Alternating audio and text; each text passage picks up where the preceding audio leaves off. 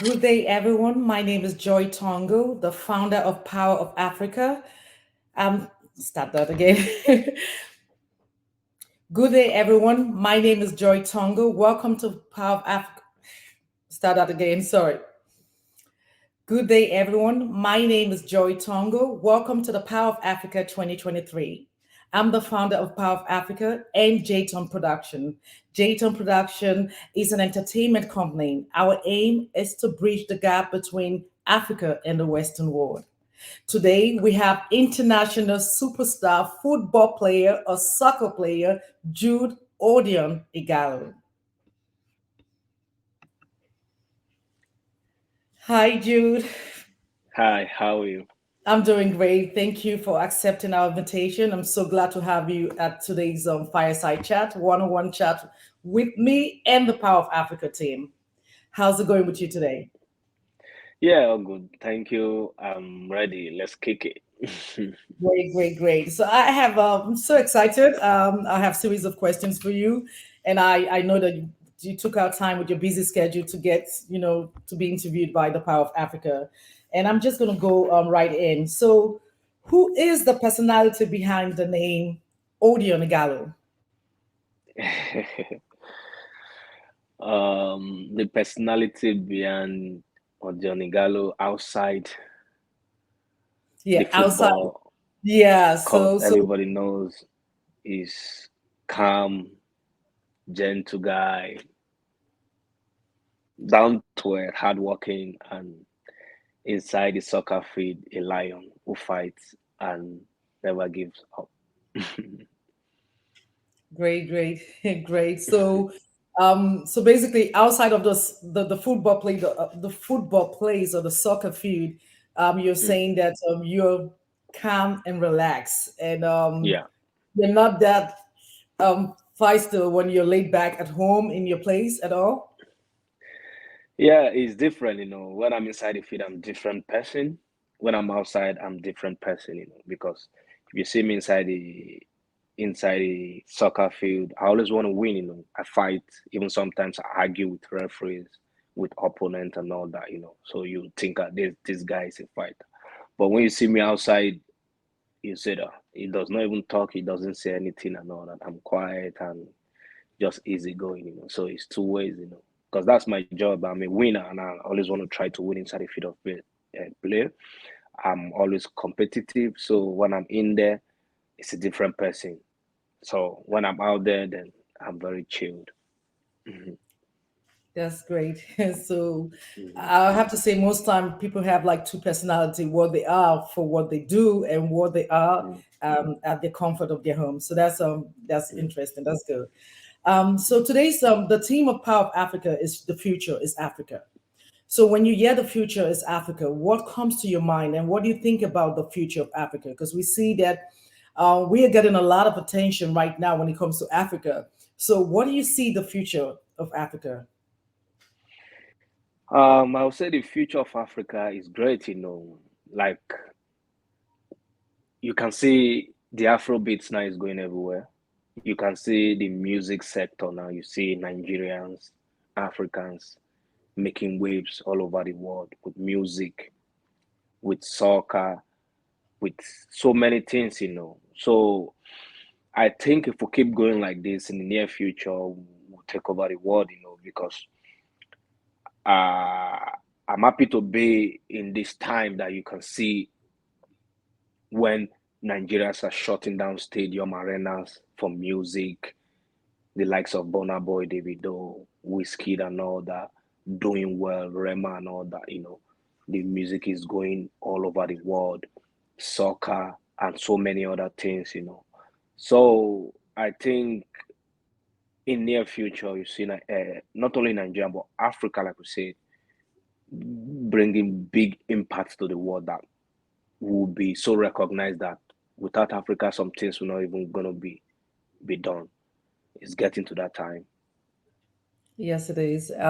I follow you on Instagram, so I see that you're very intertwined with the music, the musicians, and I think that football and music kind of go hand in hand. And Yeah, very similar. So, what would you say about music? What does music have to do? Does it play any role on on your career or on football in general? Yeah, we soccer players or athletes, we like to relax with music, like in a camp, you have to play music to keep you calm and all that. Maybe before every game, I have to listen to music to keep my nerves calm, to take away that pressure of the game. Sometimes you want to play a big game and you have pressure and all that. Put your earpiece and listening to music and all that. You get into the music that every pressure will be sucked into this music and you don't have to feel it anymore till when you get inside the pitch to play, you understand? So music is very good. It's good for the soul, it's good for the body.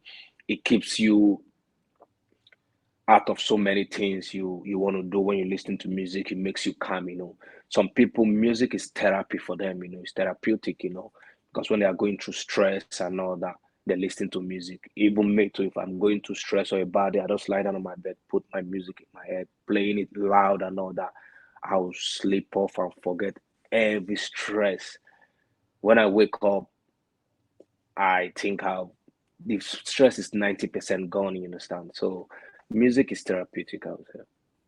Definitely, definitely. So, record shows that you started your football career in Africa, particularly in Nigeria, Nigerian Football Club. However, as today you have an international football career, having played for over 10 foreign clubs. Can you please give us an overview of your career, the trajectory of your career? Well, I would say that I started back in Nigeria very long ago, 16, 17 years ago. I played for Julius Berger in Nigeria. Then I traveled out of Nigeria to Norway. My first club outside Nigeria is Linoslo of Norway. I could remember when I traveled to Norway, it was not easy. Imagine I was born in Nigeria. I've never seen snow in my life before. And traveling to Norway was so cold. You can see 10-meter snows and sometimes minus 23, minus 25, training outside and all that. I could remember the first time I saw snow in my life, I was like a kid, playing with it and like, all this JJC from Nigeria, So it was fun. Then from Norway, I moved to Italy. I played in Italy. From Italy, I moved to Spain. I played in Spain for almost 5 years. From Spain, I went to England. I played in England for like 3 years. From England, I went to China. Played in China for 3 years. Came back to England again to Manchester United. Played in Manchester United, and I went to Saudi Arabia. It's not an easy journey. I've played in my career a total of 11 clubs. And like 6 or 7 different countries. Different culture, different life, different atmosphere, different weather, different foods, different continent, and all that. It's not been easy, but I'm happy where I am today. I thank God because this is what I'm praying for, to be successful in life. And uh, when I was growing back there in Nigeria, in Ajegule, I could not believe I would get to this level I am today. So sometimes when I look the journey from where I started from and where I am today, I'm always grateful to God. Some people say you talk too much about God. Because it's not easy, because it's not like I'm so talented, because I know many people are much better than me where I grew up from in Nigeria. They don't have the opportunity to be who I am so today. So I'm grateful to God that He gives me this grace and this zeal and this power to be who I am today. And this is like 17, 18 years of my professional career. I'm still kicking, still doing strong. So I'm happy, you know. And this career of a thing, many people stop halfway. Some get caught with injuries, they could not play anymore. Some with one kind of sickness, some even die in the field of play. So, but been doing this yearly, traveling almost every weekend for game, flying, going and coming. It's not been an easy journey. But like I said, when I look back from where I started, it was not easy at all. And where I am today, I'm fulfilled, and I thank God for that. And hopefully, I'll still go for more few years before I call it a day. Wow, that is great. From the background that you just described and everything, so what was the foundation? Would you say your parents are the one that instilled, build that foundation of success, of drive, and to push you forward to like go play that football, go make that goal and happen? How would you say? Because a lot of youth out there would like to know, what was your foundation? Why are you so successful? Is it that you? Because the foundation of most successful people is their background, their parents. So what is your foundation? Well, I would say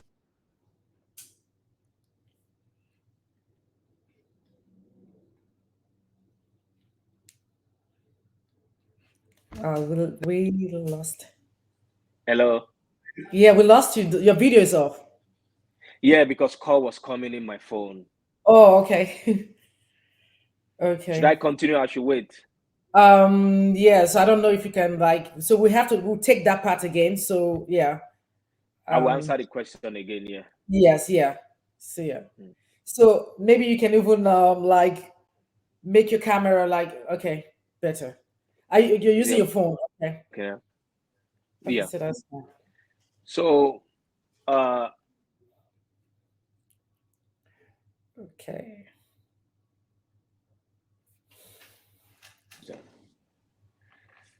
let me just send message that I will call you back. Okay, sure. Mm.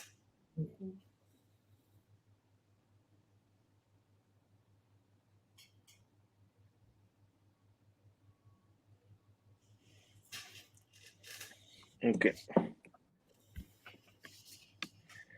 Okay.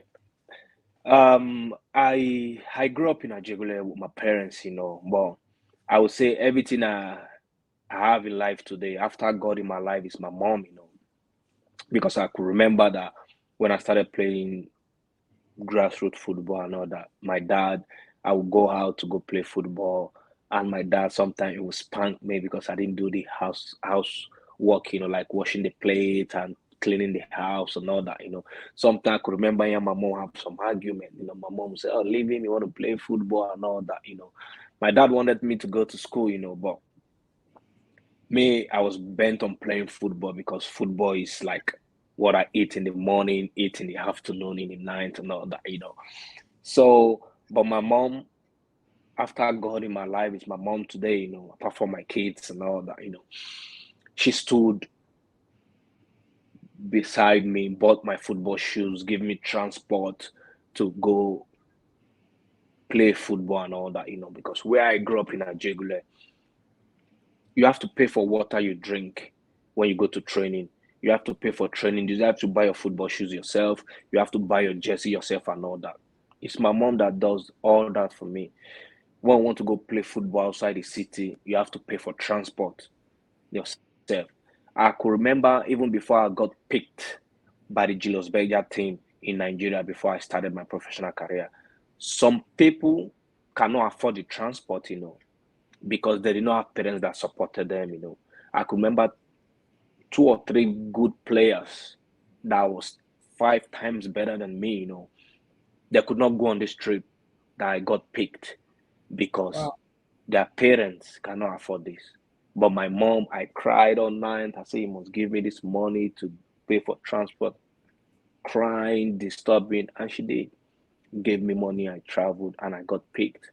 From there, that's when I started. So I was after my life, after God today in my life is my mom. She was there from me to the start. So I don't joke with her, and I don't know if I can be able to pay her for everything she did for me or she has done for me. But I always do the little I can because it's always never enough for what she has done. So I owe everything to her after God. Wow. Football truly is life for you, and God bless your mom for that. Yes.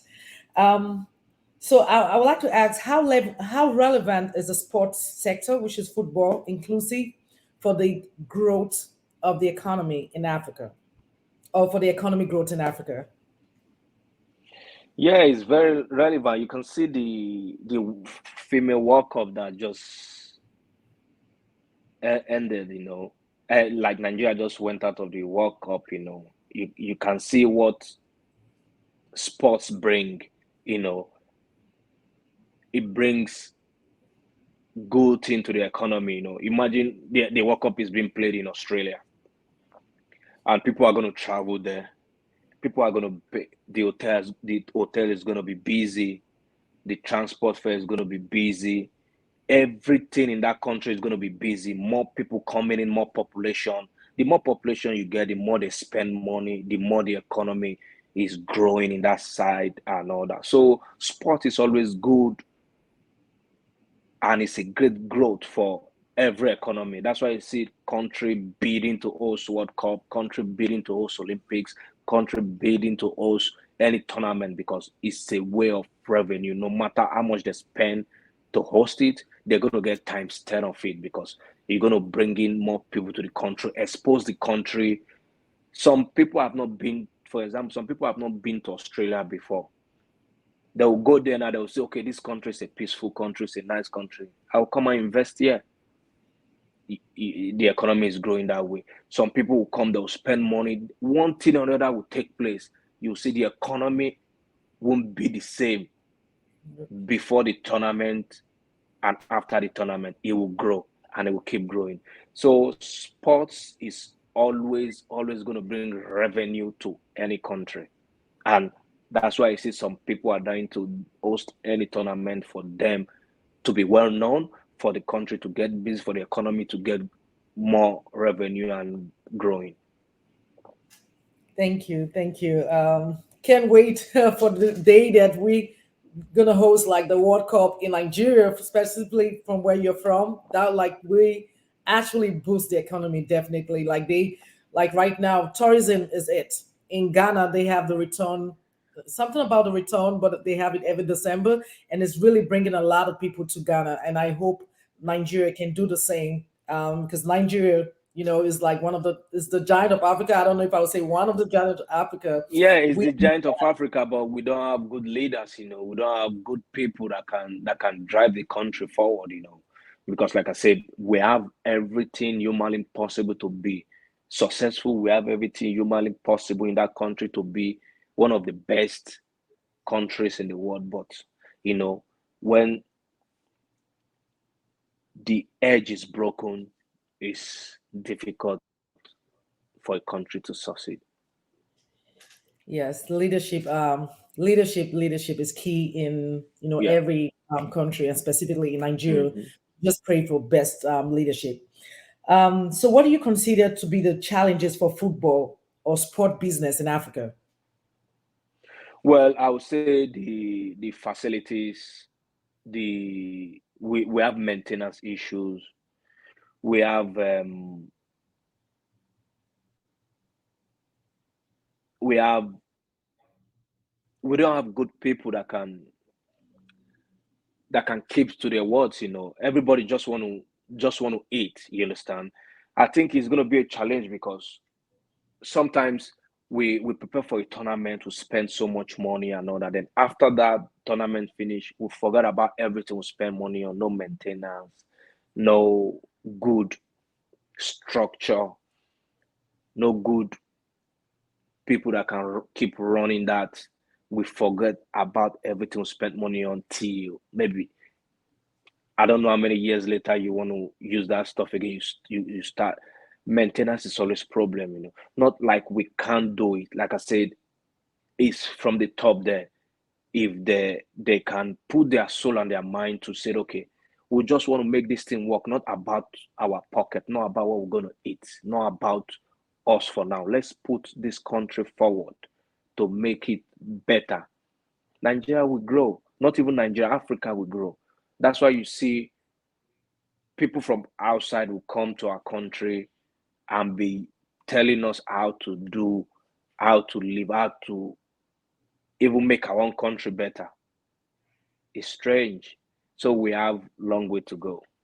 But I pray very soon we'll get the right people that can take the country forward. Don't be selfish, just take Africa forward, because we have resources. We have Africa as a continent. Other continents should be jealous of Africa, because we have natural resources. Very true. Not natural resources that can make the continent be bigger and be greater. But how to manage it, how to use it. We keep depending on foreign policy to help us. Very true. Africa truly has natural resources. I just hope we harness and tap into that natural resources. And basically, every question I'm trying to ask, you're answering them already. So, what do you? So we know that. What are the opportunities for sport business in Africa? I know you kind of talked about it.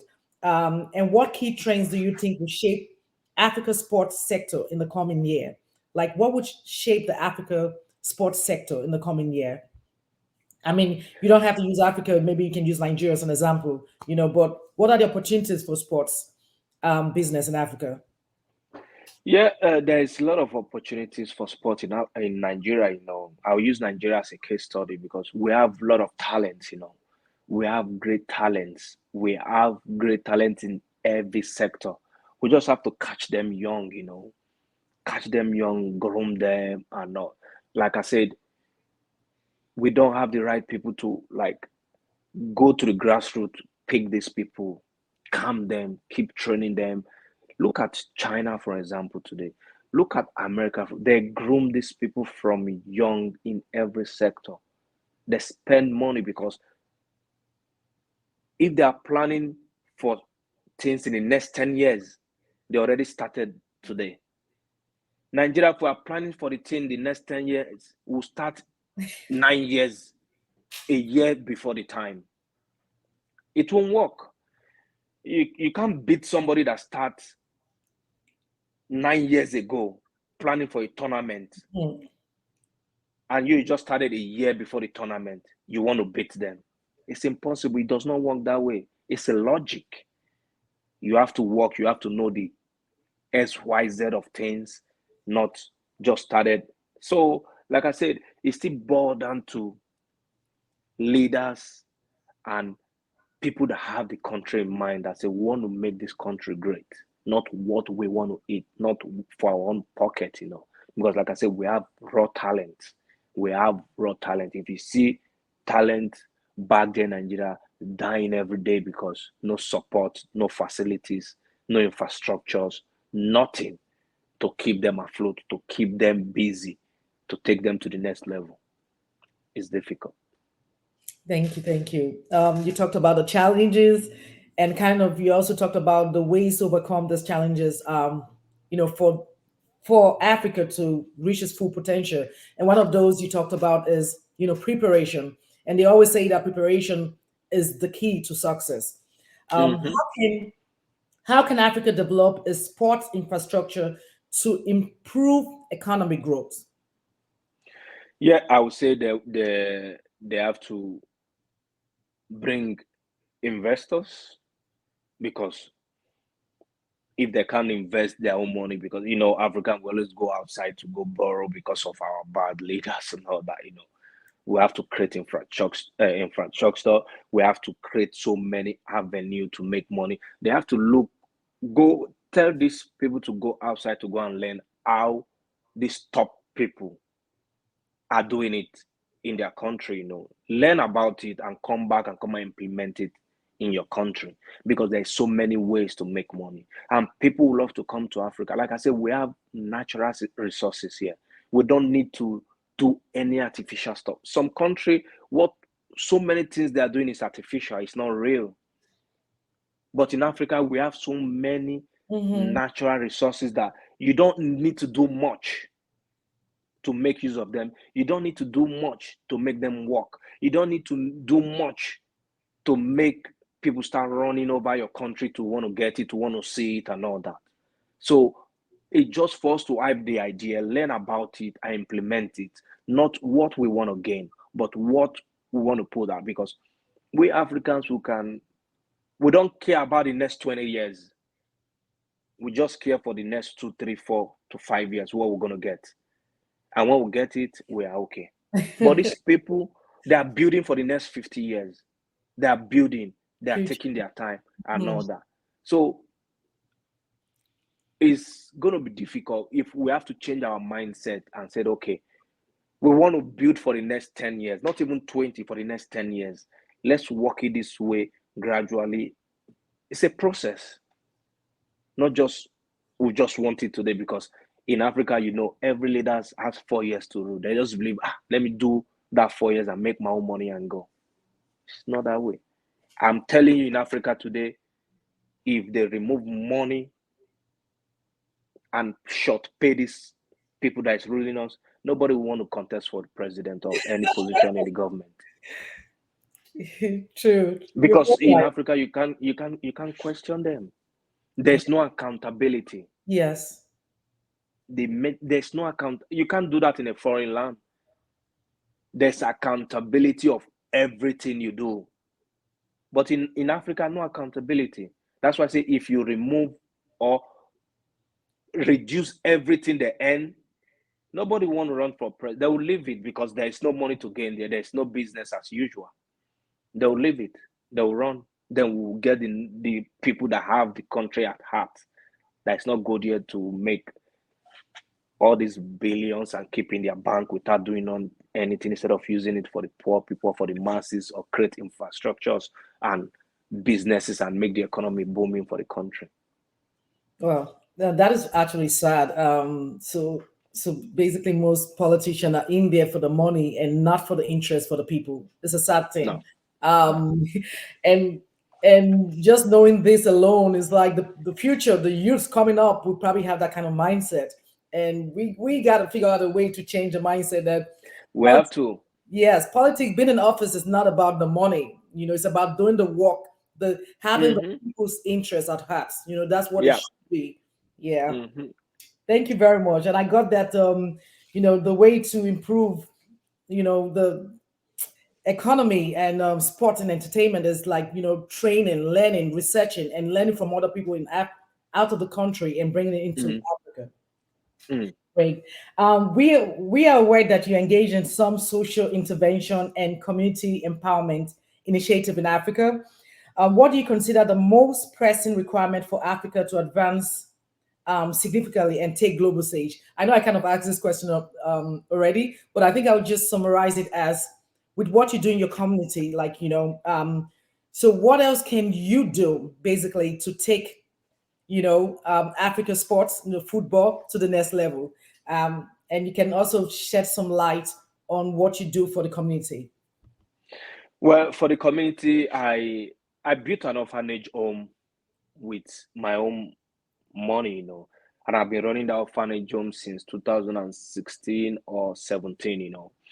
That's the best I can do, because this orphanage, I grew up walking on the streets in Ajegula, Lagos, and I see some kids crying on the street and all that. Some, you know, all these little girls got impregnated. They got pregnant and they just gave birth. They could not take care of the kids. They just throw them on the street and all that.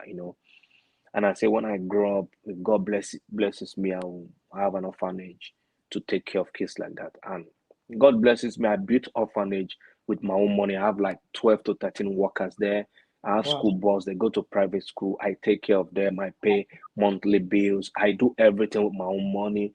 People come once in a while to donate food stuff and all that. But I've been running the orphanage for past how many years now with my own hard-earned money. I think that is the way of giving back to the society. I don't cry every day for people to come and give me money to donate and all that. This is my own part of giving. And for the sports side, I have an academy, football academy, the Igalo Football Academy. You know, 2 or 3 of my boys have traveled now. This opportunity I didn't have it when I was growing up, you understand? They have a camp. They are feeding them 3 times a day. I bought a bus, taking them to train. I have a coach, I have cleaners, I have cook, I have everything. This opportunity, I didn't have it when I was growing up. My mother paid for everything for me. But then I'm doing this for them so that they could concentrate only on football. Because imagine you're thinking of how you want to buy football shoes, you're thinking of how you want to buy water to drink, thinking of how you want to buy jersey to train and all that. This your focus will shift from football. Yes, it's draining. Yeah. You start thinking of how you want to steal. How, if you don't have money, I want to put your hand in some dirty, shady things to make money. Because if your parents cannot afford it, how are you going to do it? That's where they start putting their hand in so many bad things to get that for them to able to make it. But these guys have took that stress away from them. Theirs is just to concentrate in playing football, going outside for trials and passes. This is the opportunity I don't have when I was growing up.